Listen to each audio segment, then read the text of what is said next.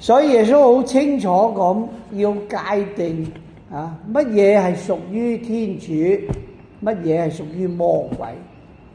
魔鬼嘅就係魔鬼嘅，唔會魔鬼嘅變成天主嘅，天主嘅就係天主，亦都唔會屬於魔鬼。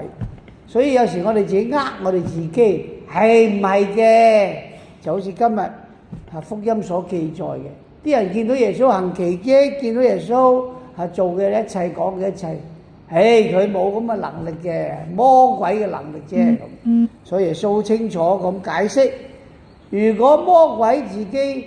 去打自己，即係中國人講鬼打鬼，咁就有啲咩嘢咧？亂晒龍，冇可能。所以正不能勝邪，邪不能勝正，所以兩樣嘢係分得好清楚。所以千祈唔好自己自己，冇緊要嘅，得啦，是但啦，求其啦咁。所以要真正悔改，就要從心嗰度開始，使到我哋嘅毛病缺點，我哋一切唔好嘅惡習都要一一戒除，唔好話少少事冇乜意思啦咁，積下咧就變咗越嚟越緊要。所以讓聖言幫助我哋，使到我哋接受聖言嘅教訓，使到我哋唔會喪失於天主嘅恩寵之中。